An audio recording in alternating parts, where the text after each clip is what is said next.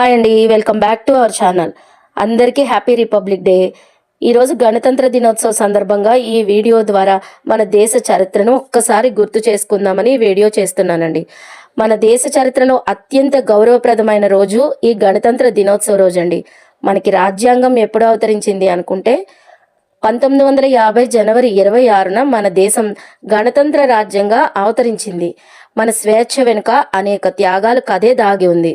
స్వాతంత్ర పోరాటాన్ని గురించి మనం గుర్తు చేసుకుంటే మనకు అంత సులభంగా అయితే ఈ స్వాతంత్రం రాలేదు కదండి. అది ఎందరో రక్తం, కన్నీళ్లు, త్యాగాలతో మనకి స్వాతంత్రం వచ్చింది అని అందరికీ తెలుసుకున్న విషయమే. ఎందరో మహానుభావులు, ఆ అందరి త్యాగ ఫలమే ఈరోజు మన ఈ స్వాతంత్రం. గాంధీజీ అహింసా మార్గం, మన నేతాజీ ధైర్య సాహసం, భగత్ సింగ్ వీరత్వం, ఈ త్యాగాలే మన భారతానికి పునాది. ఇక రాజ్యాంగం అవతరణ గురించి గుర్తు చేసుకుంటే మన డాక్టర్ బిఆర్ అంబేద్కర్ నేతృత్వంలో ప్రపంచంలో అతిపెద్ద రాజ్యాంగం రూపుదిద్దుకుందండి. ప్రతి పౌరునికి మానవ సమాన హక్కులు అందించబడ్డాయి. హక్కులతో పాటు బాధ్యతలు కూడా ఉన్నాయి. దేశాలను, చట్టాలను గౌరవించడమే ప్రతి భారతీయుడి కర్తవ్యం. రాజ్యాంగం అమల్లోకి వచ్చిన తర్వాత మన ప్రజాస్వామ్యాన్ని బలోపేతం చేయడానికి ఎన్నికలను ప్రారంభించారు. మన ప్రాణాలను కాపాడగల ప్రతి ఒక్కరిని సమానంగా చూసే, న్యాయంగా మరియు విశాల హృదయంతో పాలించగల నాయకుల్ని మనమే ఎన్నుకోవాలి.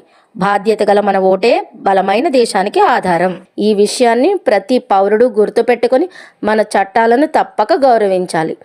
నేడు భారత్ ప్రతి రంగంలోనూ అభివృద్ధి చెంది ముందుకు వెళ్తుంది కదా.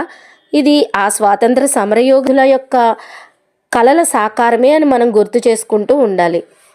ఆ త్యాగాలకు నిజమైన గౌరవాన్ని మనం అందించి మన దేశాన్ని ఇంతకు ఇంత ముందుకు నడిపించుకుంటూ తీసుకువెళ్ళాలి. పచ్చని పొలాలు, ఎగిరే త్రివర్ణ పతాకం, సరిహద్దుల్లో కాపలా కాసే మన జవాన్లు, ప్రగతి పథంలో దూసుకుపోతున్న యువత, ఇదే కదా మన నవభారతం అంటే.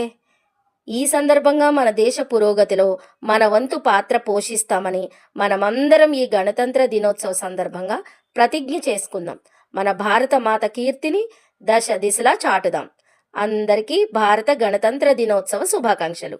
జై హింద్. జై భారత్ మాతా కీ జై. भारत माता की जय. भारत माता की जय.